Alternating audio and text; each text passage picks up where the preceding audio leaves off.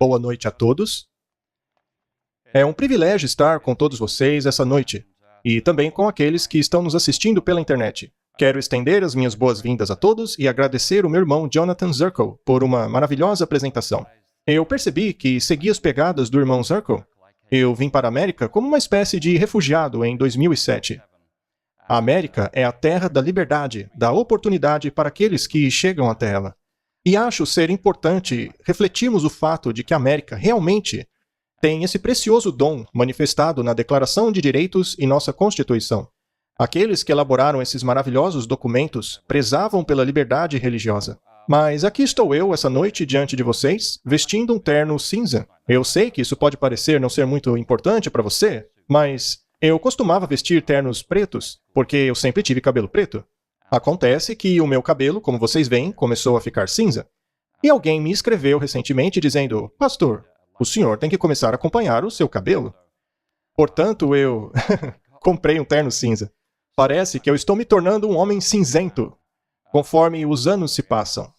Mas, enfim, vamos começar. Nesta noite falaremos sobre a filosofia política e econômica do papado. Eu fiz um sermão sobre isso cerca de 2 meses atrás, em Huntsville, no Alabama. Mas eu fiz algumas modificações na mensagem. E creio que a mensagem que vou dividir esta noite é realmente muito importante, porque estamos vivendo no limiar de tempos estupendos. Aqueles que sabem o que está acontecendo no mundo hoje já sabem que as liberdades que temos desfrutado aqui no Ocidente e na América e em todo o mundo estão correndo um seríssimo risco. Na verdade, há muitas pessoas em posições de autoridade que gostaria que não tivéssemos as liberdades idealizadas por Roger Williams. Então, eu os convido a curvar as frontes comigo para pedirmos a presença do Espírito Santo. Querido Pai, nesta reunião de hoje, eu peço que o Teu Santo Espírito fale por mim. Eu oro para que o Senhor traga convicção e conversão para cada ouvinte nesta noite, esteja ele aqui nesta igreja ou assistindo por meio da internet. Pai, eu peço perdão pelos meus pecados e peço pelo derramamento do Seu Espírito esta noite. Em nome de Jesus. Amém. Para aqueles que são familiarizados com o livro de Apocalipse, especialmente o capítulo 12 até o 14, sabemos que ali no coração de Apocalipse, ou seja, o capítulo 13, existem 2 bestas. A besta do mar, que é o papado, e a besta da terra, que identificamos como os Estados Unidos da América no tempo do fim. E em Apocalipse 13, Deus revela que a crise final, a divisão final do planeta, não será entre republicanos e democratas, entre a esquerda ou a direita, pobres ou ricos, negros ou brancos. Não. Será entre a verdade e o erro. O erro será conhecido como um erro, mas ainda assim ele será imposto, apesar de ser erro, porque a verdade não será aceita pelas pessoas deste mundo. E aqueles que seguem a Jesus Cristo enfrentarão perseguição, não porque o mundo as odeia, mas porque o mundo odeia a Jesus Cristo. E uma vez que o mundo não pode eliminar Jesus Cristo, o mundo vai eliminar os seus seguidores. Portanto, se formos fiéis a Jesus até o fim, sabemos que há um tempo muito difícil diante de nós, mas as boas novas é que Jesus irá nos salvar. Em Apocalipse 13, nós lemos que haverá um falso sistema de adoração global que será imposto por via econômica. Haverá exclusão social, haverá perseguição e, finalmente, a pena de morte para aqueles que permanecerem fiéis a Deus. Portanto, nesta noite eu falarei a respeito da filosofia política e econômica do papado, que é a primeira parte de Apocalipse 13, uma vez que é a filosofia política e econômica do papado, que trará a segunda parte de Apocalipse 13, que é os Estados Unidos da América. Em nossa jornada hoje, nós daremos uma olhada na reforma protestante e na questão da liberdade religiosa, pincelando naquilo que o irmão Zirkle acabou de compartilhar conosco. Nós vamos analisar o dogma e doutrina econômico católico, assim como seu pensamento político. Nós veremos como isso foi aplicado recentemente nos últimos 3 anos, a fim de chegarmos a uma conclusão essa noite. Muito bem, vamos começar pela questão da reforma protestante e da liberdade religiosa. Eu acredito que hoje nós esquecemos quão radical foi a reforma protestante. A reforma ressuscitou o conceito de liberdade de consciência que havia sido pisoteado por milhares de anos até o ponto da Igreja de Roma. Agora, até o tempo da Reforma, no início do século XVI, a Igreja Católica Romana foi um monopólio eclesiástico cruel, que, assim como todos os monopólios, baseia-se em um sistema de comando, controle e coerção. A Reforma enfatizava a liberdade de consciência, ou seja, a liberdade de acreditar ou não no dogma romano-católico, liberdade para pertencer ou não pertencer à Igreja Católica Romana, a liberdade para contribuir financeiramente ou não às operações da hierarquia católica romana, a liberdade para viver em harmonia com a palavra de Deus ou com os dogmas do homem caído. Então, a Reforma foi uma mudança profunda na história da humanidade. E como Jonathan Zirkle disse há alguns minutos atrás, de todas as liberdades que entesouramos nos Estados Unidos, especialmente aquelas em nossa Declaração de Direitos, está a liberdade religiosa, que vem acima de tudo. Então, não é acidente que a liberdade religiosa seja a primeira mencionada na primeira emenda da Declaração de Direitos. Vocês podem ver aí na tela. O Congresso não fará lei no sentido de estabelecer uma religião ou proibir o livre exercício da mesma. Para os pioneiros e para aqueles que formularam a Declaração de Direitos e a Constituição, a liberdade de consciência é o fundamento da liberdade sobre o qual os Estados Unidos foi erguido. E deveria ser assim com toda a nação. Muitos chegaram a esse país oriundos de outras partes do mundo. Eu mesmo sou um imigrante. Mas o que nos une a todos é que esses direitos nos foram dados pelo próprio Criador. Existe um Criador. E Ele nos deu esses direitos. A primeira responsabilidade que temos diante de Deus e de nosso próximo é a livre exercício de nossa consciência para viver em harmonia com o Espírito Santo em nossos corações e vidas. Martinho Lutero causou uma mudança com a Reforma. Ele mudou a fonte de autoridade eclesiástica, de autoridade teológica, da autoridade social e política corrompida do homem para a da Palavra de Deus. Uma mudança das tradições instáveis de Roma para as estáveis, escritas e permanentes e infalíveis Escrituras. Lutero descobriu nas Escrituras que a salvação não é ganha por pecadores. Nós não a ganhamos cooperando com Deus e muito menos dispensada por uma hierarquia corrupta papal. Ele descobriu que a salvação é ganha por meio da fé. É um dom gratuito concedido pelo Pai Celestial. Portanto, a nossa salvação naquela época e hoje não depende de padres, monges, cardeais ou bispos. Também não depende de rituais, cerimônias, sacramentos, confissões no confessionário e tampouco penitência. Cada pessoa aqui hoje responde diretamente a Deus no julgamento final, sem um papa, sem um padre, sem um cardeal, sem um pastor que interceda por ela.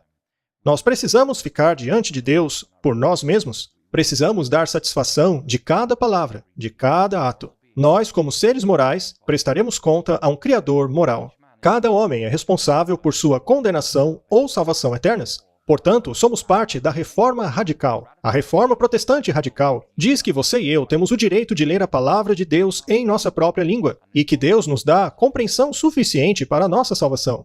A Reforma Protestante Radical não diz que os pastores devem pregar de seus púlpitos e que todo mundo tem que fazer o que o pastor diz. A Reforma Radical diz que todos têm o direito de lerem suas Bíblias em sua língua, pois Deus dará a elas compreensão suficiente para a sua salvação. Porque é isso que está escrito na Bíblia. Nosso relacionamento com Deus deve ser restaurado. Nós até podemos não entender tudo que está na palavra de Deus, mas isso não muda o fato de que é nosso direito lermos a Bíblia em nossa própria língua. E, infelizmente, esse é um direito que já não é mais tão garantido assim. Eu acabei de voltar da Malásia no último sábado. Como vocês sabem, a Malásia é uma nação muçulmana muito estrita. Lá, o direito de ler a Bíblia é estritamente controlado pelo governo. Existem regras rígidas contra a evangelização de muçulmanos por lá. E muitos países no mundo hoje impõem controles muito duros, assim como os da Malásia. Este daqui é o livro mais banido de toda a história. Nós somos herdeiros da Reforma Protestante Radical.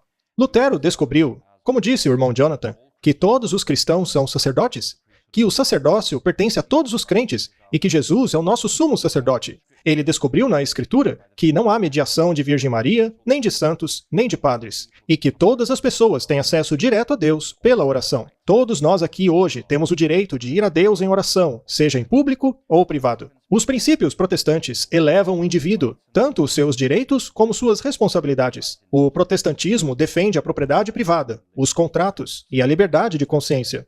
Se você nasce dentro da Igreja Católica, existe algo chamado de batismo de crianças. Para esta igreja, não há necessidade de se nascer de novo como um cristão.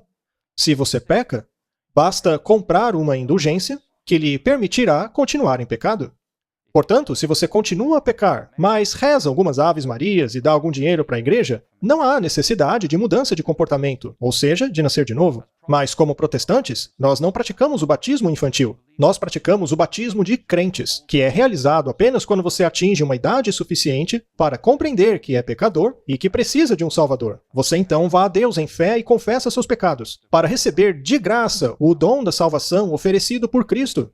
Deste momento em diante, se você pecar, a cura está na confissão e no arrependimento, em pedir ao Espírito Santo que te dê a vitória sobre aquele pecado. Portanto, nas sociedades predominantemente católicas, não existe incentivo para a superação do pecado. Já as sociedades protestantes incentivam o povo a mudarem seu comportamento. E é por isso que as nações protestantes prosperaram ao longo da história, enquanto que as católicas permaneceram pobres e atrasadas. Vemos isso hoje por todo o mundo. Portanto, a América foi construída sobre os princípios protestantes, anunciados por Roger Williams, que levou à nossa Declaração de Direitos e Liberdades Civis hoje, incluindo a liberdade de expressão, de impressão e o livre exercício da religião. Temos também a liberdade contra a autoincriminação. A nossa sociedade também proíbe a prisão de qualquer cidadão sem uma causa. Esta é a base do nosso contrato social, é a liberdade de cada cidadão. Ou, como disse Abraham Lincoln depois de Gettysburg, um governo do povo, pelo povo e para o povo. O que, aliás, temos visto cada vez menos hoje em dia. Todo o nosso contrato social está baseado nesses princípios protestantes, que todos vocês podem ler ali na tela. Assim, os protestantes se livraram dos abusos cruéis, sanguinários, vingativos e totalitários da Igreja Católica Romana. Os princípios protestantes enunciados por Lutero e por outros como ele apagaram toda a hierarquia da Idade das Trevas, a hierarquia política, hierarquia econômica, hierarquia eclesiástica e a hierarquia social. É difícil para nós imaginar o terremoto que a Reforma representou na Idade Média ao longo de toda a Europa. Com tudo isto em mente, vamos ver o que a Igreja Católica diz sobre o dogma econômico. Bem, e caso você ainda não tenha percebido, eu não sou favorável ao dogma da Igreja Católica Romana, ok? Minha mãe é da Irlanda, e nós testemunhamos em primeira mão, por séculos, o terror que uma força política autoritária, secreta e intocável como a Igreja Católica pode trazer a pessoas inocentes que não se submetem a ela. Na Irlanda, até os anos 70, havia lá casas de trabalho, onde meninos eram forçados a trabalhar sob a supervisão de monges. Lá havia lugares como o Magdalene Laundries, onde jovens meninas que não tinham onde morar ou que engravidavam eram enviadas para enfrentar os abusos mais horrendos. E isso há poucos anos atrás. Tudo isso ocorreu no meu tempo de vida. Esses escândalos eram muito reais. E eu vejo isso no lado irlandês da minha família. A Igreja Católica é uma instituição construída sob sangue, mentira, corrupção e documentos forjados, como a doação de Constantino ou os decretos de Isidoro, como vocês verão a seguir. Ela é governada por um imperador absolutista, é estruturada em uma hierarquia rígida, com escopo global, aristocrata em sua natureza, intocável perante a lei, e nenhum de seus oficiais são eleitos pelo povo. Não existe processo democrático dentro da hierarquia católica. Isso não surpreende ninguém, já que o papado tem repetidamente manifestado seu desdém pelos princípios protestantes, tanto pelas expressões econômicas quanto políticas do cristianismo protestante, a saber, o republicanismo e o capitalismo. Essas coisas são anátema para a hierarquia católica. Ao longo dos séculos, a Igreja Católica repetidamente apoiou governos anticapitalistas, como o feudalismo e as guildas de comércio da Idade Média. A Igreja Católica apoiou no início de 1930 e 40 o fascismo na Itália, Espanha, Portugal, Croácia e por toda a América Latina. A Igreja Católica apoiou a Alemanha nazista, assim como programas liberais no Ocidente, como a Grande Sociedade Lyndon B. Johnson. Ela apoia a teologia da libertação na América Latina e na África. Mas por quê? A razão é porque o dogma econômico católico é ditada por esse cara aqui, São Tomás de Aquino, que viveu em 1225 a 1274. O que Tomás de Aquino ensinava que é relevante para nós hoje. Isso pode soar como algo muito chato, mas eu peço a vocês, por favor, que fiquem comigo, porque vocês verão como muitas das políticas ocorrendo na América hoje estão diretamente ligadas ao dogma econômico católico.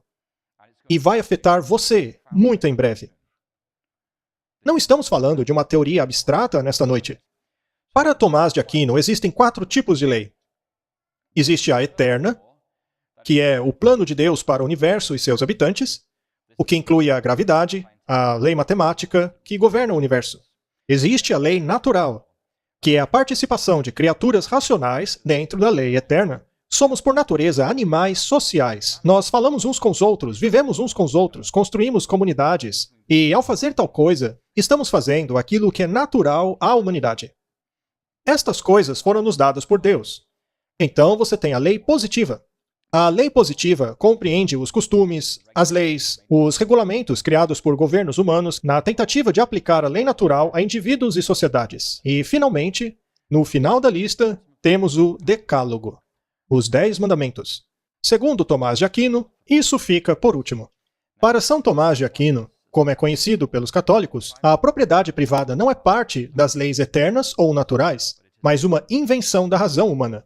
Ele dizia que a propriedade privada é uma coisa criada. Ela não é regulada pela lei de Deus. A propriedade privada não seria de Deus, mas uma criação dos governos dos homens. Nós, porém, discordamos disso, já que o 8º mandamento nos proíbe roubar. Mas, como podemos ver, na hierarquia de leis de São Tomás de Aquino, os 10 mandamentos ficam por último. Como veremos a seguir, a Igreja Católica alega possuir o direito de colocar os mandamentos de lado em favor do que ela determina ser o bem comum. Para ela, a propriedade privada faz parte da lei dos homens. É por isso que o governo dos Estados Unidos, por exemplo, proíbe coisas como o roubo. Pelo menos por parte de indivíduos, e não do próprio governo. Bem, isso foi uma piada, caso você não tenha entendido. Mas, enfim. De acordo com São Tomás de Aquino, a intenção de Deus é que todos possuam todas as coisas em comum. Isso seria a lei natural, ali em cima. Portanto, a propriedade comum de todos os bens está ali em cima. Mas a propriedade privada, esta pertence à hierarquia das leis humanas. Trata-se de algo idealizado pelo próprio homem. Mas São Tomás de Aquino dizia que a propriedade comum de todos os bens é algo superior, pertencendo à lei natural. Então, para São Tomás de Aquino, a propriedade privada é uma manifestação da lei positiva e, portanto, não é um direito intrínseco de Deus. Ela não goza do mesmo status ético dos bens da comunidade ou dos bens comuns, que, de acordo com ele, estão na lei natural aqui em cima. Portanto, isto aqui é de Deus e isto aqui é do homem.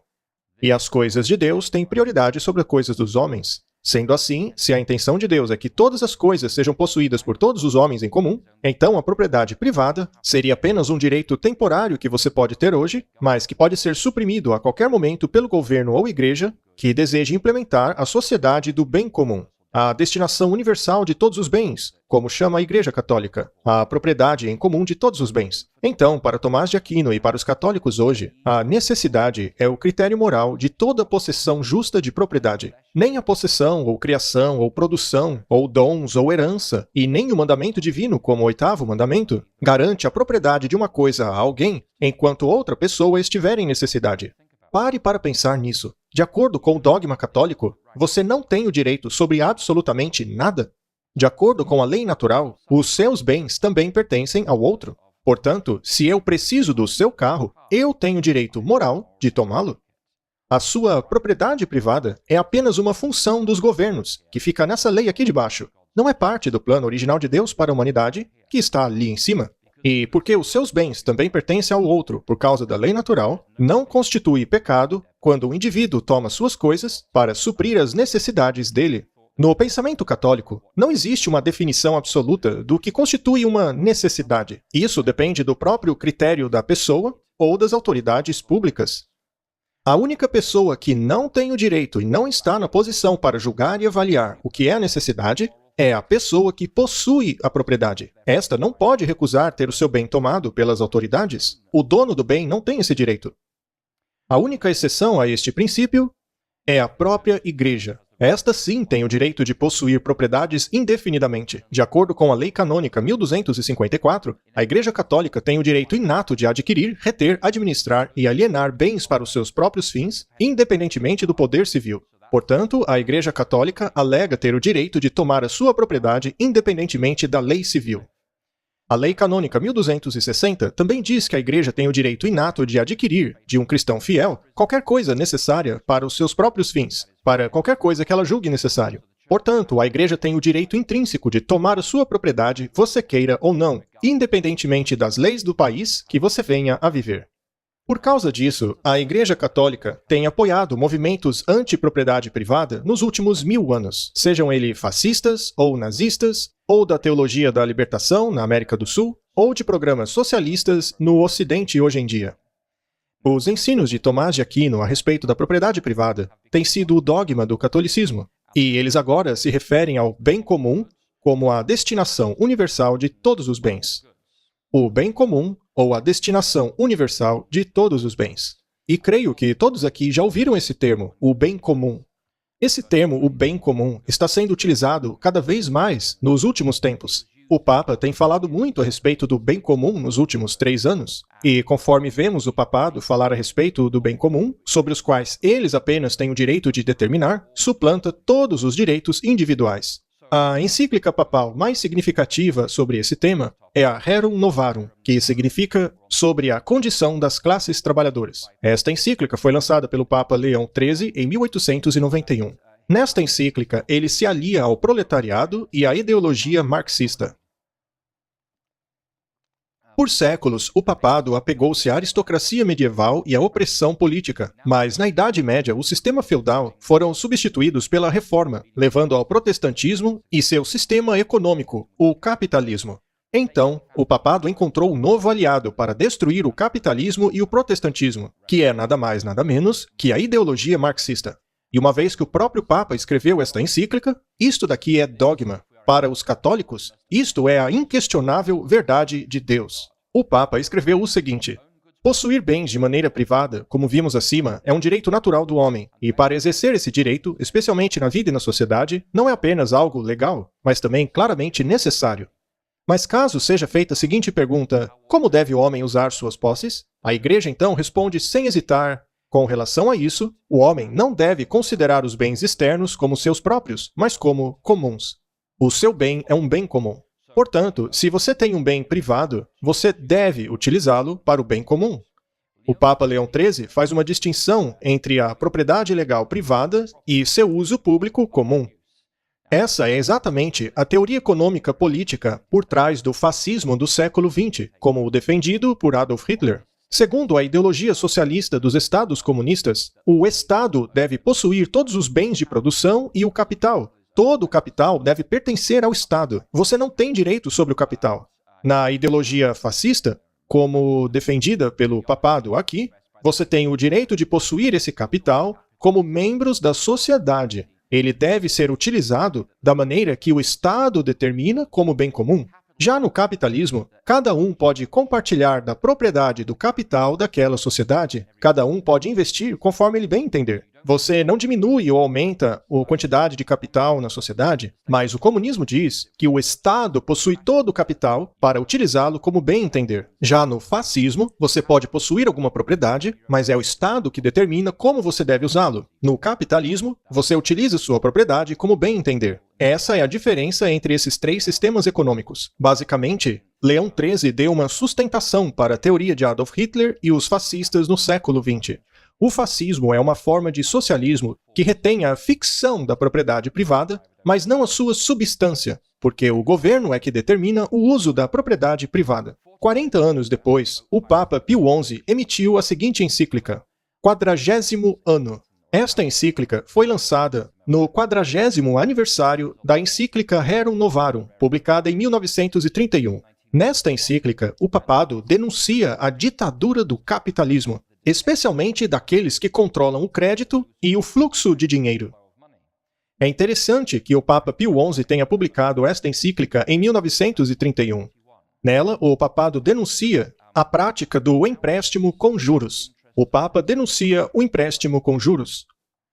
Na Europa, o papado sempre disse que os católicos não deveriam envolver-se com a indústria bancária, por esta cobrar juros de empréstimos. A comunidade judaica estava muito envolvida com o setor bancário. Então veja, em 1931, o papado emite uma encíclica condenando o setor bancário da Europa por cobrar juros de empréstimos. Sendo assim, não é difícil entender como isto afetou a ideologia nazista alemã de 1930, que acabou na perseguição aos judeus, uma vez que a comunidade judaica era muito forte dentro do setor bancário da Europa, justamente a época em que o papado emitiu esta encíclica. Depois da Segunda Guerra Mundial, chegamos ao Vaticano II, que foi uma grande conferência da Igreja. Ela chegou a durar alguns anos. Ela começou no início da década de 60 e foi concluída com a Gaudium et Spes em 1965. Eu esqueci o que significa Gaudium, mas enfim, eles disseram o seguinte: é o direito da autoridade pública impedir que qualquer pessoa mal utilize a sua propriedade privada em detrimento do bem comum.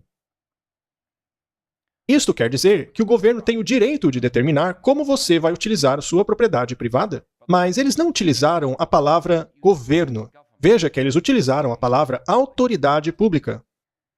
E há uma razão para isso. As palavras têm significado. A significância das palavras pode correr por gerações e séculos sem que as pessoas percebam de onde surgiram essas palavras. Mesmo esta manhã, na apresentação do irmão Zirkle, sobre alguns dos ensinos de Francis Bacon e Edward Cook e Roger Moore. Me perdoe. Roger Williams. Sim, Roger Moore é o ator do James Bond. Eu acho que muitos aqui conhecem o filme do James Bond, não é? Mas não foi sobre ele que eu quis me referir, mas sim Roger Williams. Mas, enfim, nesta declaração da Igreja Católica, ela determina que o bem comum seria nada mais do que uma ficção da ideologia romana católica que permite às autoridades públicas fazerem o que bem entenderem com a sua propriedade privada. E isto é uma contradição direta contra o seu direito de propriedade, dada pelo próprio Deus no 8º mandamento. Depois da Vaticano II, temos o Papa Paulo VI dizendo o seguinte, e, aliás, é uma declaração interessante que aplica-se a nós hoje. Ele diz: todos os direitos, incluindo os da propriedade e livre comércio, estão subordinados a este princípio, o princípio do bem comum. Bem comum. Portanto, na ideologia católica, o seu direito de adorar conforme a sua consciência, seu direito de falar de acordo com a sua consciência, seu direito de pregar ou escrever ou publicar, ou adorar, ou mesmo viver, está subordinado ao princípio da destinação universal de bens, ou o bem comum, que é determinado pela hierarquia católica. Pense por um minuto. Se você aceitar o dogma católico, você não tem direitos humanos. Você até tem a permissão para exercer alguns direitos hoje, mas apenas se a Igreja Católica concordar que isso está de acordo com o bem comum. Mas se o seu conceito de bem comum for diferente do da Igreja, você deve ser excluído. Não é surpresa, então, que tantas pessoas tenham fugido de países católicos para países protestantes ao longo de toda a história. João Paulo II levou isto ainda mais adiante. João Paulo II foi um papa muito carismático na Europa. Ele era polonês e viveu na época em que o país resistia ao comunismo. Ele emitiu uma encíclica chamada Sollicitudo Rei Socialis, de 1987.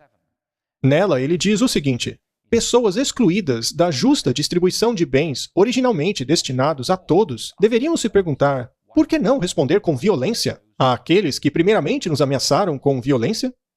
O que você acha disso? Não é a primeira vez que o papado abriu uma porta para a violência sobre a questão de redistribuição de bens por parte dos que não têm para os que têm. Esta abordagem não foi apenas utilizada no ataque que ocorreu de 1630 a 1640, nas guerras em que o rei da Espanha, junto ao Santo Império Romano, atacaram a Holanda, a Dinamarca e a Bélgica. Não. Este princípio tem sido aplicado em tempos modernos por bispos católicos em diferentes países do mundo. Segundo eles, por exemplo, os manifestantes e saqueadores do Brasil têm o direito de pegar aquilo que precisam, enquanto que os donos dos bens ou das propriedades não têm o direito de impedir os saqueadores, uma vez que as pessoas saqueiam por suas necessidades. Então, nesta passagem aqui, o papado está se colocando ao lado daqueles que, pelo menos na minha opinião, estão destruindo o princípio da propriedade privada.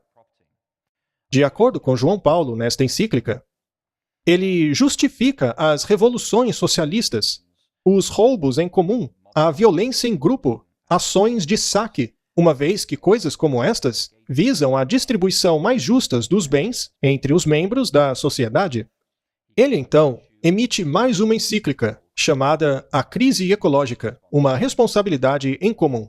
Eu acredito que o meio ambiente será utilizado como uma das justificativas para o decreto dominical. Nós encontramos isso no livro Grande Conflito, onde Satanás causará desastres naturais no mundo, ao mesmo tempo em que culpa os guardadores dos mandamentos de Deus, cuja guarda do sábado estaria causando a ira do Senhor. Isso fará com que os governos persigam os guardadores do sábado, por estarem trazendo ao mundo a ira de Deus, ao mesmo tempo em que o próprio Satanás causa esses desastres naturais. Isto está lá no livro Grande Conflito. Mas nesta encíclica, o Papa João Paulo II fala a respeito das autoridades públicas tomarem providências para o planejamento geral com relação aos tipos diferentes de trabalho, por meio dos quais não apenas a vida econômica, mas também a vida cultural de uma sociedade é moldada. Portanto, o papado não está apenas arrogando para si o direito de determinar o seu caminho da salvação. Ele não está apenas salientando o princípio de que fora da Igreja Católica você está completamente perdido.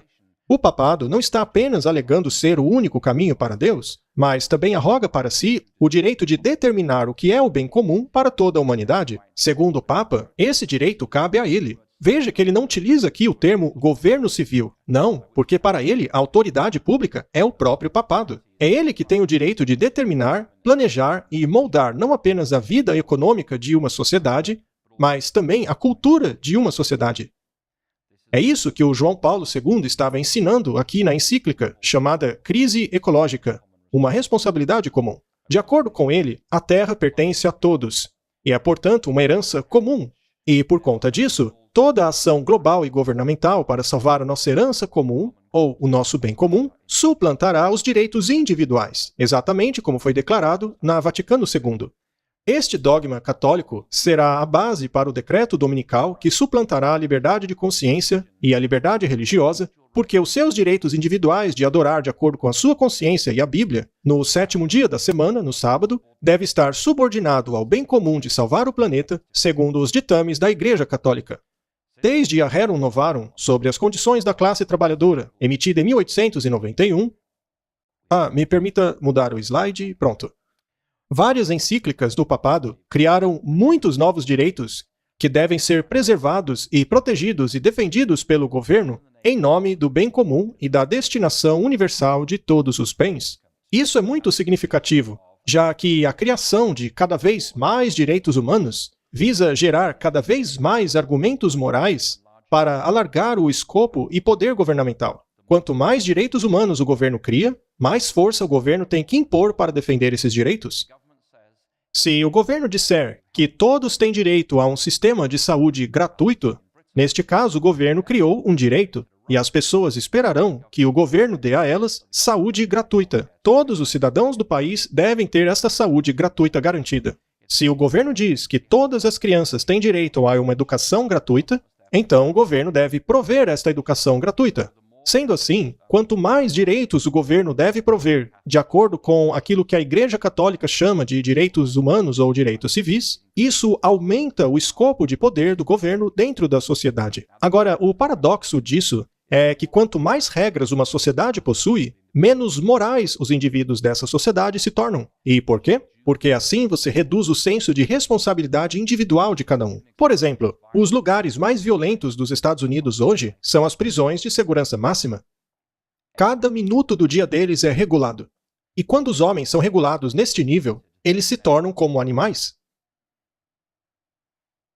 Quanto mais regulamentada é uma sociedade, menos oportunidades os seus cidadãos possuem, como seres morais, de lidarem um com o outro de acordo com a palavra de Deus, ao invés dos ditames do governo. Portanto, a nossa capacidade moral acaba atrofiando e somos reduzidos a meros animais que obedecem ordens. Este é o problema da expansão sem fim dos direitos humanos dentro de uma sociedade. Isso faz com que a responsabilidade moral de cada um seja reduzido na sociedade. Conforme o número de direitos promovidos pela Igreja Católica cresce nas sociedades de hoje, maior se torna a responsabilidade do governo e menor se torna a responsabilidade individual. O João Paulo II declara que os governos devem fazer provisão para o planejamento geral com relação aos diferentes tipos de trabalho, por meio dos quais não apenas a vida econômica, mas também a vida cultural de uma sociedade é moldada. Isso está em sua encíclica de 1981 chamada Laborum Excessens. Ela leva para o objetivo final da Igreja Católica, que é regular completamente a economia, num cenário em que a Igreja Católica, em união com o Estado, determina toda atividade econômica, autorizando toda compra e venda.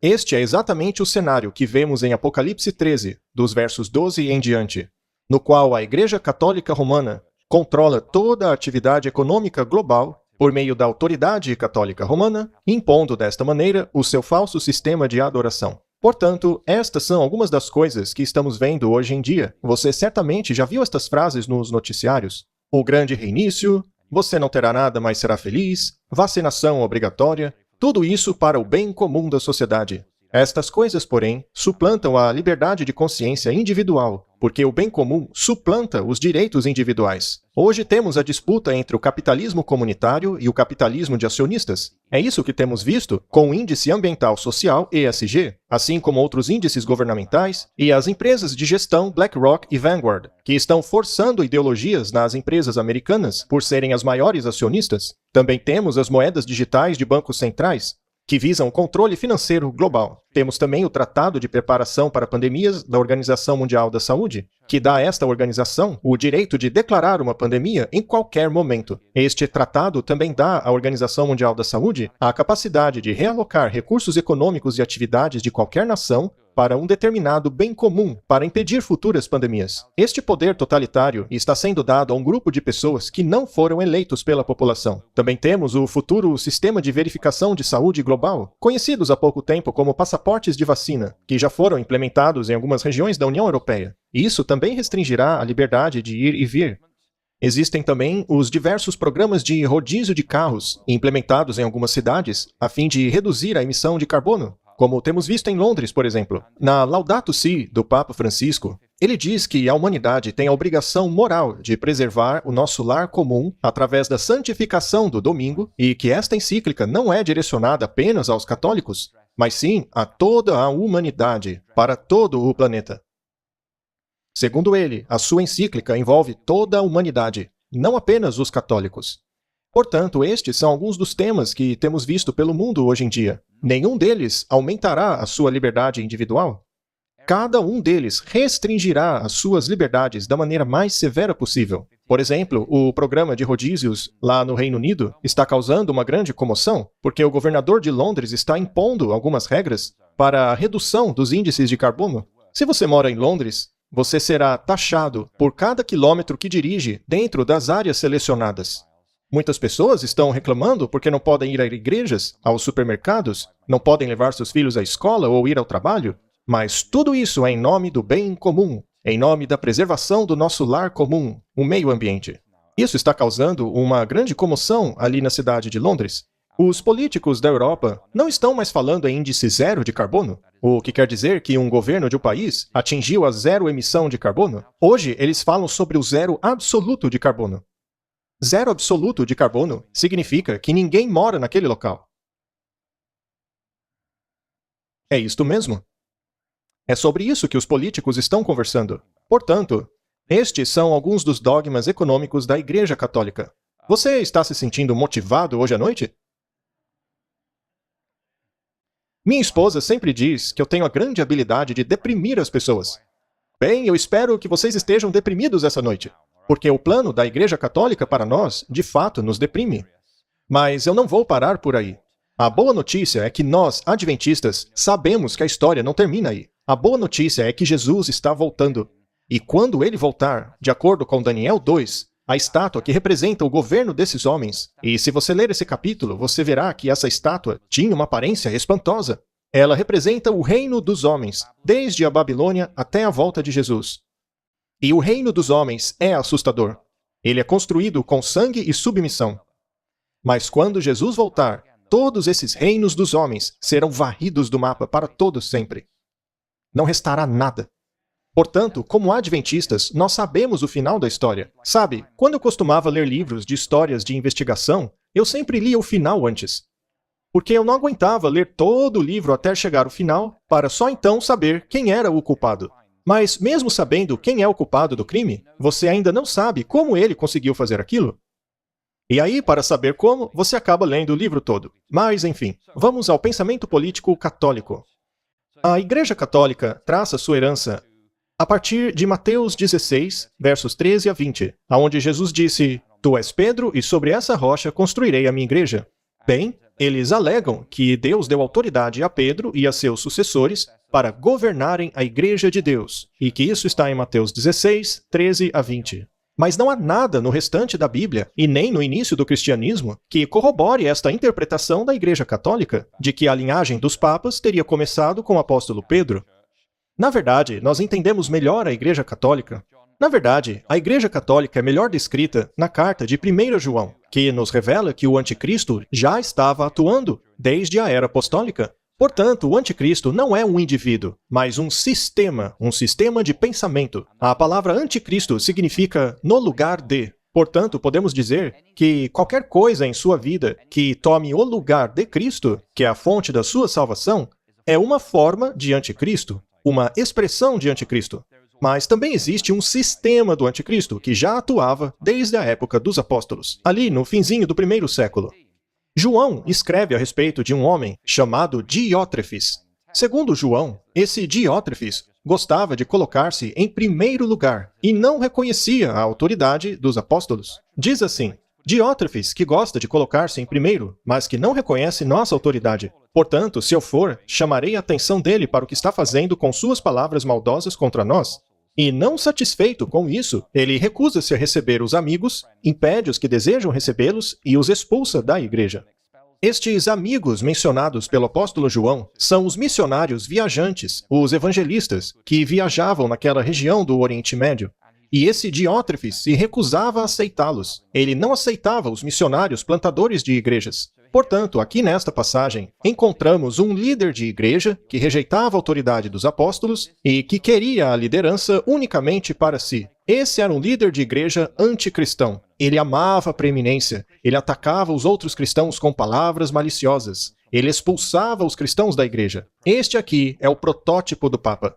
Ele já era encontrado ali em 3 João, versos 9 e 10. O crescimento do papado é a história do triunfo da busca pelo poder do bispo de Roma, de seu domínio sobre seus oponentes eclesiásticos e políticos. Este processo levou séculos e transformou as congregações presbiterianas de Roma em um império global, governado por um único e supremo presbítero.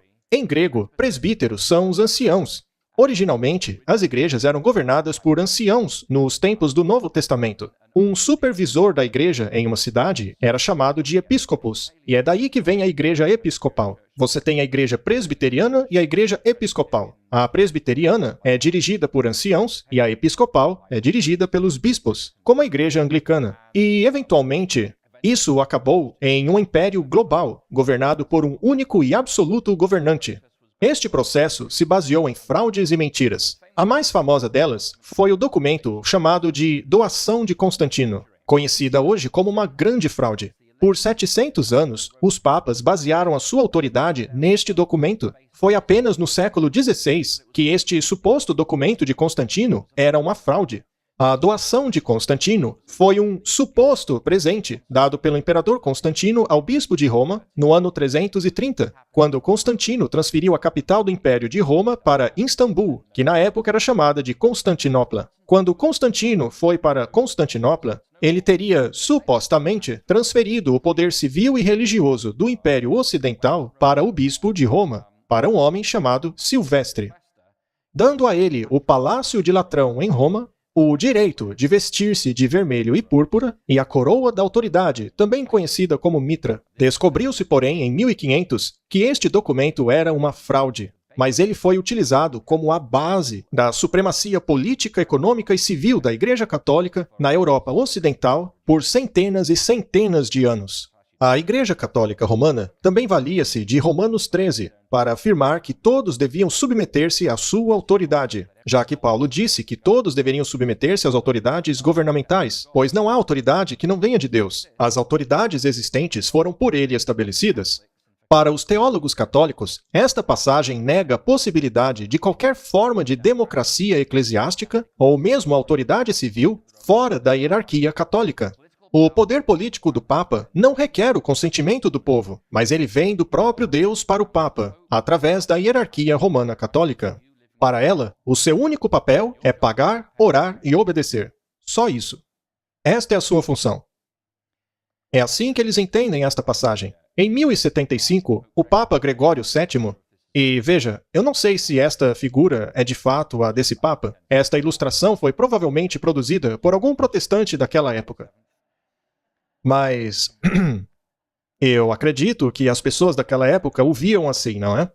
Mas, enfim, ele escreveu aquilo que ficou conhecido como um verdadeiro marco sobre a autoridade dos papas. Eu colocarei uma lista resumindo os pontos dele para vocês verem aí na tela. Os argumentos dele para a sua autoridade seriam os seguintes. A Igreja Católica foi fundada pelo próprio Deus. Somente a Igreja Católica tem o direito de ser chamada universal. Apenas o Papa pode despojar ou reinstituir bispos. Seus representantes, mesmo aqueles de grau inferior, possuem preferência no concílio de bispos, possuindo até mesmo o poder para depô-los. Somente o Papa tem o direito de decretar novas leis conforme a necessidade dos tempos, e somente ele pode usar a insígnia imperial. Somente o Papa pode ter os seus pés beijados pelos príncipes. Somente as suas repreensões podem ser citadas na Igreja. O título do Papa é único no mundo, ele pode despojar imperadores. Nenhuma frase dita por ele pode ser retirada por ninguém. Somente ele mesmo pode fazer tal coisa. O Papa não pode ser julgado por ninguém. A Igreja Católica nunca errou, e pelo testemunho das Escrituras, nunca errará por toda a eternidade. E, finalmente, ele pode revogar juramentos que súditos tenham feito aos seus senhores. Deixa eu explicar este um pouco melhor. Na Idade Média, havia o sistema feudal. Neste sistema, um camponês jurava lealdade ao cavaleiro. Ele jurava lealdade a uma pessoa. Suponhamos que eu jurasse lealdade ao senhor desta igreja aqui. O senhor desta igreja juraria lealdade ao senhor do município. O senhor do município jurava lealdade ao governador. E assim em diante. Quem jurava lealdade tinha que pagar taxas para o seu senhor. Ele também precisava lutar um certo número de dias para este senhor, que, por sua vez, tinha a obrigação de proteger e defender o seu vassalo. Havia, portanto, um contrato social que funcionava entre todas as classes. O Papa, no entanto, alega ter o direito de dissolver qualquer juramento de lealdade feita por essas partes. Ele podia dissolver o juramento feito do cavaleiro ao duque, do camponês ao cavaleiro, e assim por diante. Ele poderia então dissolver uma cadeia de juramento para colocar no meio dela outra pessoa que fosse leal aos seus interesses. Essencialmente, o Papa alega ter autoridade não apenas sobre as Escrituras, ele não apenas alega ser o único capaz de interpretá-la, mas ele também clama para si a autoridade civil sobre a sociedade em todos os momentos. E isto é um dogma papal. Isso se aplica ainda hoje. De acordo com esta encíclica, ele tem o direito de dissolver os governos da terra, de estabelecer novos governadores. Hoje não se fala muito sobre isso, mas está lá no dogma. Falemos agora sobre Bernard de Clairvaux. Ele viveu de 1090 a 1153, e ele dizia que a sua autoridade vinha de apenas um homem, o Papa. Ele disse que Jesus, lá no Getsêmani, quando disse a Pedro para colocar sua espada de volta na bainha, e os discípulos disseram, "Veja, Senhor, aqui temos 2 espadas." Jesus disse, "Já basta." Bernard de Clairvaux diz que nesta passagem, Jesus deu à Igreja Católica 2 espadas. A espada espiritual e da autoridade material nesta terra. Se as pessoas não aceitassem os ensinamentos católicos, estes ensinamentos deveriam ser impostos pela espada do magistrado. Isto ficou conhecido como a doutrina das 2 espadas, a de que o padre pode atacar com a espada da palavra e, quando necessário, atacar com a espada de aço. Como eu disse, esta é a doutrina das 2 espadas. O Papa Inocêncio III escreveu no auge do poder papal, em 1198 a 1216, a seguinte declaração: "Somente Pedro assumiu a plenitude do poder. Vemos então que este servo foi estabelecido para cuidar da casa. Ele é o vigário de Jesus Cristo, sucessor de Pedro, ungido por Deus, um Deus de Faraó, colocado entre Deus e os homens, abaixo de Deus, mas superior aos homens, que julga a todos, mas não é julgado por ninguém. Portanto, de acordo com Inocêncio III, o Papa é uma forma de semideus, que está entre Deus e os homens. É por isso que, para eles, o Papa intercede pela humanidade. A Virgem Maria pode interceder pela humanidade caída, porque o próprio Papa se encontra entre Deus e os homens. Ele é inferior que Deus, mas superior aos homens. Escrevendo para o arcebispo de Ravenna, que é uma cidade ao norte da Itália, em 1198, Inocêncio escreveu o seguinte: a liberdade eclesiástica é melhor protegida quando a Igreja Romana tem poder total, tanto sobre assuntos espirituais como temporais. Então, o significado da liberdade no pensamento católico romano é o de que a liberdade é apenas atingida em uma sociedade quando a Igreja Católica Romana tem total autoridade, seja em questões civis ou religiosas. E é por isso que a nossa Declaração de Direitos tem como seu primeiro item a liberdade religiosa, o que bate de frente contra o dogma católico. Não seremos governados por um papa. Não seremos governados por padres corruptos e pedófilos. Seremos governados pela palavra de Deus e daquilo que o Espírito Santo nos convence. Mas isto implica na responsabilidade de ler e nos alimentarmos da palavra de Deus, de conhecê-la e de colocá-la em prática. Nós não apenas celebramos a liberdade dos dogmas papais e de sua tirania, mas temos a responsabilidade de ler isto aqui por nós mesmos, de compreendê-la. Não é apenas a liberdade contra alguma coisa, mas é a liberdade para fazer algo. Temos uma responsabilidade diante de Deus de usar essas liberdades das quais usufruímos hoje. Bonifácio VIII expandiu a questão da autoridade papal mais uma vez na Idade Média. Isto que está aí na tela foi retirado da encíclica Unam Sanctam. É um documento impressionante com relação ao estabelecimento da autoridade absoluta papal sobre toda a sociedade humana. Diz assim: consequentemente, nós declaramos, definimos e pronunciamos que é necessário para a salvação de cada criatura humana submeter-se ao pontífice romano. Não é uma declaração impressionante?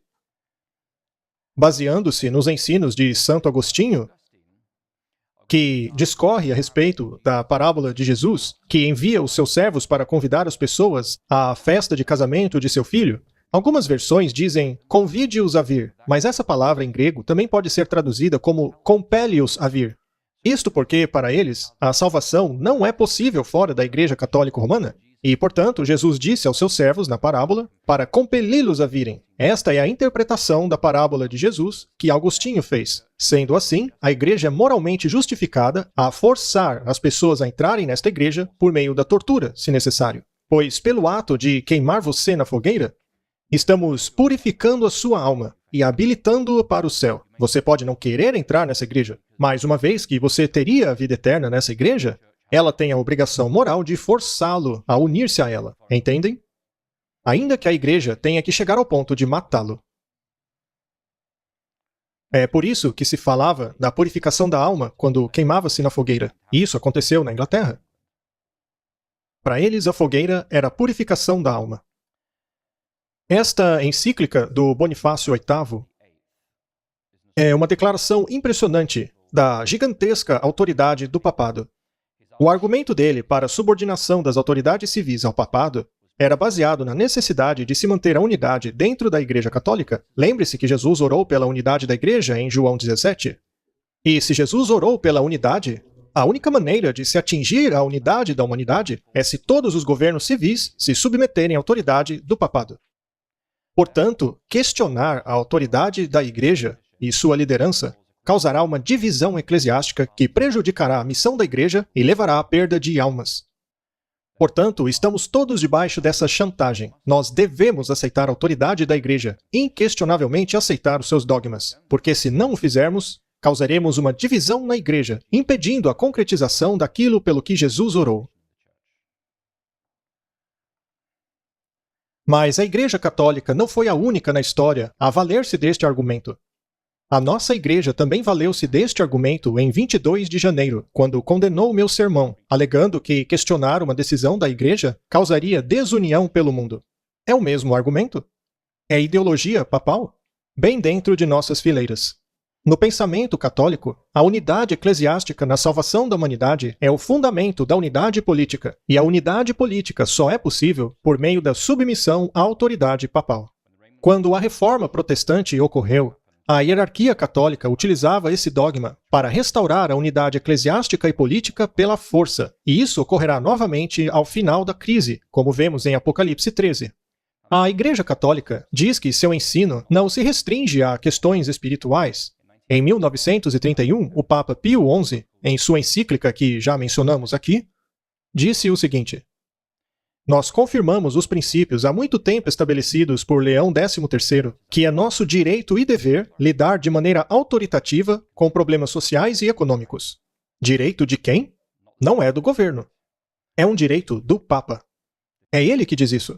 E estaria vindo do próprio Deus. Você não pode questionar isso. O papado alega autoridade suprema, tanto nas questões civis como espirituais de cada sociedade. Portanto, a Igreja Católica foi o primeiro poder totalitário no Ocidente. Ela é a mãe do totalitarismo do século XX e é responsável por dezenas de milhões de pessoas que morreram debaixo do comunismo ou do fascismo. O papado exige a subserviência de todos, e aqueles que persistirem na desobediência devem ser mortos. São Tomás de Aquino disse o seguinte: há alguns descrentes, como os gentios e hebreus, que nunca aceitaram a fé cristã. Estes não deveriam ser forçados a acreditar, mas a força apropriada deve ser utilizada pelos fiéis para impedi-los de interferirem na fé por meio de suas blasfêmias ou perseguição aberta. É por esta razão que os cristãos frequentemente fazem guerra contra os descrentes, não para forçá-los a acreditar, mas para impedi-los de interferir na fé cristã. No entanto, existem outros descrentes, como os hereges e apóstatas, que uma vez chegaram a professar a fé.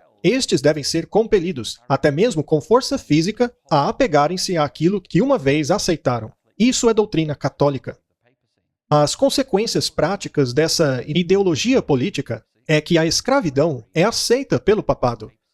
E não apenas aceita, mas praticada, abertamente praticada pelo papado por séculos na Europa.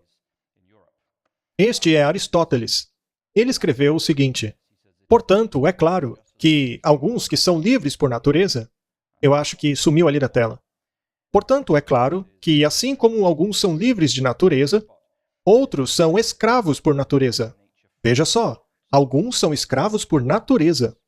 E para estes, a condição da escravidão é tanto benéfica como justa. Era assim que Aristóteles enxergava essa questão. Ele mesmo escreveu isso. E esta visão sobre a escravidão foi aceita por Tomás de Aquino e promovida pelos papas. Os papas davam aos reis de Portugal e Espanha esse direito. Os papas lhes concediam os direitos de escravizar. Veja só. Total permissão para invadir, buscar, capturar os sarracenos e pagãos e qualquer outros descrentes ou inimigos de Cristo, sejam eles quais forem, assim como seus reinos, condados, ducados, principados e propriedades. Reduzir as suas pessoas à escravidão perpétua. Escravidão perpétua. Este era o direito que a Igreja Católica concedeu aos reis de Portugal e à Espanha nos séculos 13, 14 e 15. Em termos práticos, esta atitude com relação à escravidão de não-católicos significa que a Igreja Católica não tinha objeções teológicas com relação à escravidão nos campos de concentração de Hitler, e tampouco na escravidão dos africanos, ou mesmo de protestantes. Como consequência de sua ideologia política, a Igreja Católica entusiasticamente apoiou os nazistas e Adolf Hitler. O Papa Pio XI foi o primeiro chefe de Estado a reconhecer o governo de Hitler em 1933, quando assinou um tratado com Hitler, garantindo a lealdade dos alemães católicos ao regime de Hitler. Os católicos romanos alemães uniram-se aos exércitos de Hitler. No auge de seu poder, em setembro de 1942, Hitler governou a maior população católica do planeta. Os católicos romanos serviram muito bem aos nazistas, porque os obedeciam sem questionar a sua sede de sangue e governantes totalitaristas. Em 1933, uma carta pastoral dos bispos da Igreja Católica Romana Alemã encorajaram os católicos alemães a apoiarem o regime nazista. Isto foi publicado em 1933. Diz assim: é somente quando o indivíduo faz parte de um organismo que coloca o bem comum à frente do bem individual é que a sua vida será, mais uma vez, marcada pela humilde obediência e alegre serviço que exige a fé cristã. Com relação à liberdade religiosa, a Igreja Católica Romana sempre negou isso, junto com a sua oposição à liberdade de expressão, liberdade de educação, liberdade de imprensa. O Papa Leão XIII, em 1885, disse que a liberdade religiosa ou liberdade de consciência é uma falsa liberdade. Ele é contra a liberdade de consciência. Uma das razões pelas quais ele denuncia a liberdade de consciência é porque ela prejudica a unidade da Igreja. Se a Igreja diz A, mas o Espírito Santo te convence que é B, o que você deve aceitar? O que a Igreja diz? Ou o que o Espírito Santo te diz? Portanto, uma hierarquia de igreja autoritária, como o papado, não pode aceitar a liberdade individual de consciência, porque se o Espírito Santo fala diretamente ao crente, isso diminuiria a autoridade da Igreja. Compreendem? Portanto, dentro de um sistema autoritário e totalitário, como a hierarquia da Igreja Católica, a liberdade religiosa é algo a ser condenado. Ele argumenta que uma vida vivida da maneira correta é o único passaporte para o céu. Portanto, para assegurar que a sua vida será vivida de maneira correta, os governos devem negar a liberdade religiosa aos seus cidadãos. Este é o argumento do Papa. O Concílio Vaticano II, com relação à liberdade religiosa, declara que a pessoa humana tem um direito da liberdade religiosa. Ora, parece bom, não é? Mas o diabo está nos detalhes. Esta liberdade significa que todos os homens estão imunes da coerção, na parte de indivíduos ou grupos sociais, e de qualquer poder humano, dentro dos devidos limites. E é o Papa quem define esses limites. Porque o papado não é um mero indivíduo ou grupo social. O Papa é o representante de Deus. Lembre-se, o papado está entre Deus e os homens. Então, ele não se inclui nessa declaração do Vaticano II. Esta declaração não defende a liberdade religiosa. Dentro dos limites apropriados, significa que você está livre para crer nos dogmas católicos e nada mais. O Vaticano II defende apenas a liberdade religiosa da interferência de entidades humanas como governos locais. Mas o papado não está incluso nessa lista de atores, pois o Papa é Deus na Terra. Sempre que o papado fala de liberdade religiosa, ele não está falando a favor da sua liberdade religiosa, mas a favor da sua própria liberdade, a liberdade de ser um poder autoritário. O objetivo da ideologia política católico-romana é um governo mundial. O Papa Paulo VI explicou isso em 1967 em outra encíclica. Ele disse assim: essa colaboração internacional em uma escala global requer instituições que a prepararão, coordenarão e dirigirão até que finalmente seja estabelecida uma ordem de justiça que seja universalmente reconhecida. Quem não enxerga a necessidade de se estabelecer progressivamente uma autoridade mundial capaz de agir efetivamente nos setores jurídicos e políticos? Durante a pandemia, muito se ouviu falar de um senhor chamado Klaus Schwab. Vocês já ouviram falar dele? Do Fórum Econômico Mundial? Ele escreveu alguns livros sobre a Covid-19 e o Grande Reinício, e ele usa abertamente esse tipo de linguagem. O argumento dele é o de que o governo da Inglaterra pode cuidar dos problemas da Inglaterra, o da França, dos problemas da França, e o governo da Holanda, dos problemas da Holanda. Mas quem cuidará dos nossos problemas em comum? Os governos podem lidar com os problemas locais, mas certas questões afetam toda a humanidade, como a pandemia, a mudança climática global, e que essas coisas exigem uma autoridade global para lidar com todas as sociedades que suplante os governos individuais. Este é o argumento de Klaus Schwab com relação ao Grande Reinício, e a linguagem que ele usa, se você não leu o livro dele sobre a Covid-19 e o Grande Reinício, por favor, leia. Este é o pensamento que está conduzindo as nossas elites políticas por todo o mundo hoje. É a agenda globalista, exigindo um governo mundial, uma autoridade mundial, que possa prover soluções de problemas que afetam toda a humanidade, os quais governos individuais não são capazes de resolver. E este é o objetivo da teoria política católico-romana. O Papa João Paulo foi ainda mais adiante com isso. Ele conecta tudo isso à questão do ambiente, especialmente na encíclica de 1987. Nela, ele lista as razões para esse governo único mundial. Primeiramente, que a ordem moral a exige. 2, para lidar com a questão do meio ambiente, ou seja, a questão da crise climática. 3, para controlar as empresas multinacionais. 4, para dar um fim ao livre comércio internacional. 5, para transferir a riqueza dos países ricos para os pobres. 6, para alimentar o desenvolvimento e a paz. E, finalmente, a sétima e grande razão, porque os governos nacionais são incapazes de assegurar o bem comum universal. Somente o Papa tem o direito e a habilidade de fazê-lo. Pense nisso da próxima vez que você passar em frente a uma igreja católica. Existem almas queridas nessas igrejas que amam o Senhor. Mas a mensagem de Jesus para elas, em Apocalipse 18, é: sai dela, povo meu. Ainda há povo de Deus nessas igrejas, e ele se preocupa com elas, pois estão presas nesse sistema de opressão e tirania, e ele quer trazê-las para sua graça e amor. Nós vimos estas ideologias nos últimos anos. Eu peguei apenas 3 dimensões da ideologia papal e de como foram aplicadas nos últimos 3 anos.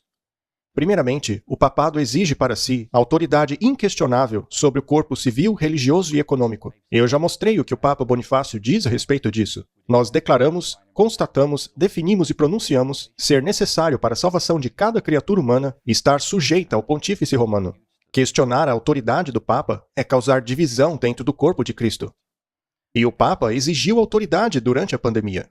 Você pode não ter lido as suas declarações, mas elas tiveram grande influência. A próxima coisa que o papado exigiu foi o direito de determinar o bem comum universal com relação a certos mandatos. E nós vemos isso em Progressio Populorum Progressio, de 1967. Todos os direitos, incluindo os da propriedade e livre comércio, devem estar subordinados a este princípio, o do bem comum. Em dezembro de 2020, a Congregação para a Doutrina da Fé, que seria a versão do Instituto de Pesquisa Bíblico da Conferência Geral, eles defenderam essa doutrina. Eles escreveram uma declaração chamada Nota sobre a Moralidade de se tomar a vacina da Covid-19. É uma declaração que está disponível na internet. Ela diz que a moralidade da vacinação depende não apenas do dever de proteger a própria saúde, mas também no dever de buscar o bem comum. Bem comum este que o papado já determinou o que é. Depois, o Papa Francisco emitiu uma declaração em 21 de agosto, no Vaticano, dizendo que a vacinação é um simples, porém profundo meio de se promover o bem comum e de se cuidar uns dos outros, especialmente dos mais vulneráveis. Eu oro a Deus para que todos possam contribuir com o seu pequeno grãozinho de areia, seu pequeno gesto de amor. Vemos aí mais uma vez o Papa utilizando o termo bem comum, o qual ele determinou, já que só ele tem o direito de determinar o que é o bem comum. E o bem comum suplanta a sua consciência individual, porque o bem comum suplanta todos os direitos humanos. E isso foi explicitado pela Cúria de Nova York. Eles declararam o seguinte: o Papa Francisco tem deixado claro que é moralmente aceitável tomar qualquer vacina e tem dito que temos a responsabilidade moral de nos vacinarmos. Portanto, o papado tem o direito de suplantar a sua liberdade de consciência. É isso que ele está dizendo por meio da Cúria, ou seja, o secretariado da Arquidiocese de Nova York. O Papa Francisco deixou claro que é moralmente aceitável tomar qualquer uma das vacinas, já que temos a responsabilidade moral de nos vacinarmos. O cardeal Dolan disse o mesmo: não existe fundamento para um padre emitir uma isenção religiosa de se tomar a vacina. O papado, nos últimos 3 anos, afirmou a sua alegação de possuir autoridade global inquestionável, seu direito de determinar o que é o bem comum para toda a humanidade. E, essencialmente, reafirmou que quando o papado determina o que é o bem comum, todos os seus direitos humanos individuais já eram. São eles que determinam o que é correto, e a você só cabe obedecer. Foi isso que o papado fez nos últimos 3 anos. Agora, sem entrar em muitos detalhes, a Igreja Católica não foi a única a exercer autoridade eclesiástica para determinar essas coisas. Aconteceu nas comunidades judaicas, nas ortodoxas, e em muitas denominações protestantes. O que descobrimos pela pandemia é que os protestantes tomaram o vinho das doutrinas de Roma. E a primeira doutrina de Roma é o direito de determinar o bem comum. E praticamente todas as denominações protestantes acataram. Uma vez que se aceita que a Igreja Católica tem o direito de determinar o bem comum, que por sua vez suplanta todos os direitos e leis e regras, assim você também aceita que, se o papado disser que o bem comum é adorar aos domingos e não aos sábados, você deve aceitar isto também. Existem implicações em se aceitar o direito papal de determinar o bem comum. Temos que ponderar e entender que palavras têm significado. Palavras têm consequências. Decisões aparentemente inocentes de hoje podem ter profundas e terríveis consequências no fim. E eu não estou falando apenas do que aconteceu a quase todas as comunidades protestantes, ortodoxas e judaicas. Temos que avaliar cuidadosamente antes de começarmos a adotar, e aqui eu utilizo as nossas próprias palavras, conceitos relacionados ao bem comum ou ao bem de todos. pois esses conceitos suplantam a liberdade individual, e a história mostra o que acontece quando se segue neste caminho. Quem não se adequa ao bem comum deve ser destruído. Agora vou para a conclusão desta noite. A liberdade religiosa é a mais essencial das liberdades humanas. É a fonte de todas as outras liberdades nos Estados Unidos. Durante a Reforma, o princípio fundamental da liberdade religiosa nos livrou da autoridade sanguinária, autocrática e totalitária da união entre o Estado e a Igreja Romana. Ela nos deu o presente do protestantismo. E o protestantismo nos deu os direitos civis e humanos para todos que estão sentados aqui hoje, para todos os que nos assistem hoje. Sem o protestantismo e o livramento que este nos proveu da ditadura espiritual católica, não teríamos a Declaração de Direitos hoje. Devido aos seus dogmas econômicos e ensinos de Tomás de Aquino sobre a propriedade privada ser temporariamente aceitável e apenas positiva ao invés de uma lei natural divina, devido aos seus ensinos sobre o bem comum e destinação universal de todos os bens, a Igreja Católica se opõe implacavelmente à propriedade privada e livre empreendedorismo. O dogma católico apoia o socialismo marxista, a teologia da libertação, o Estado provedor e, finalmente, como vemos em Apocalipse 13, uma forma de fascismo que aparenta proteger a propriedade privada, mas que determina que todos os bens devem ser utilizados para os bens comuns determinados pelo Estado. Vimos que o pensamento político católico distorce os ensinos de Cristo em Mateus 16, criando assim a doutrina das duas espadas, elaborada por Bernard de Clairvaux. Vimos que, por meio de fraudes como a doação de Constantino, o papado afirma até hoje ter o direito à autoridade suprema sobre cada sociedade do planeta, pois o Papa é Deus na Terra. Ele tem o direito de estabelecer e despojar reis. Mas Daniel capítulo 2 diz que só Deus tem o direito de estabelecer e despojar reis. E isso mostra que o papado rouba para si esse direito. O papado também exige autoridade sobre todos os assuntos econômicos, sociais e religiosos da humanidade. Só ele pode determinar o que é o bem comum. Ayn Rand, em 1967, escreveu o seguinte: a Igreja Católica nunca desistiu da esperança de reestabelecer a união entre a Igreja e o Estado da era medieval. Atingir um Estado global, uma teocracia global, é o seu maior objetivo. Isto aqui não foi escrito por um adventista. Segundo o Apocalipse 13, verso 3, o papado é uma instituição global que está se recuperando da ferida mortal de 1798. Segundo Apocalipse 13, versos 11 a 18, o papado terá mais uma vez poder global. Isso lhe será concedido por um protestantismo apostatado. Ele estabelecerá um regime de coerção mais sinistro do que qualquer coisa que já se tenha visto na história da Terra. Aqueles que aceitam a autoridade do poder anticristo católico romano receberão a marca da besta, seja em suas testas, porque creem nisso, ou em suas mãos, porque são obrigados a isso. Alguns serão convencidos de novos mandatos de adoração, já outros o obedecerão por pura coerção. Vimos exatamente isso nos últimos 3 anos. Aqueles que desejam viver debaixo da autoridade de Deus, ao invés da autoridade do homem de Roma, receberão o selo de Deus e a habitação do Espírito Santo em suas vidas será manifestada através de um novo coração que se compraz em fazer a vontade de Deus, que ama obedecer os seus mandamentos e que ora para que estes sejam escritos em seus corações, incluindo o 4º mandamento, que será o sinal da rejeição desta união global entre o papado e os Estados Unidos. E é por tudo isso que defendemos a liberdade religiosa, porque enquanto ela existir, as pessoas podem escolher por Deus. As 3 mensagens angélicas só fazem sentido dentro do contexto da liberdade religiosa. Temei a Deus e dai-lhe glória. Não recebam a marca da besta. Tudo isso pressupõe que o povo tem liberdade de consciência. Sendo assim, devemos trabalhar pela liberdade religiosa e liberdade de consciência de todos os povos, para que todos possam responder ao último chamado de Deus de misericórdia. A liberdade religiosa não é apenas para adventistas, é para todos os povos do planeta, para que todos possam escolher receber o dom da vida eterna. As últimas palavras de Jesus no livro de Apocalipse, capítulo 22, são as seguintes: Sou eu, Jesus, que envio o meu anjo a você, com este testemunho para as igrejas. Eu sou a raiz e o descendente de Davi, a resplandecente estrela da manhã. O Espírito e a noiva dizem, vem. E todo aquele que ouvir diga, vem. Quem tiver sede, venha. E quem desejar, beba de graça da água da vida. Isto não é lindo? No final dos tempos, não importa o que o governo possa dizer a você, não importa quais mandatos ele queira obrigá-lo a obedecer, não importa o que as autoridades, o que o prefeito, o que o médico, o que o patrão quer obrigá-lo a fazer. Você ainda tem o direito de responder a Deus em fé e em arrependimento para receber o dom da vida eterna. Não importa o que façam a você. Ainda temos esse direito. E nós, adventistas, defendemos esse direito para todos os povos. Enquanto as pessoas tiverem a liberdade de consciência para responder ao Evangelho da Graça, eles poderão responder até o fim do tempo de graça.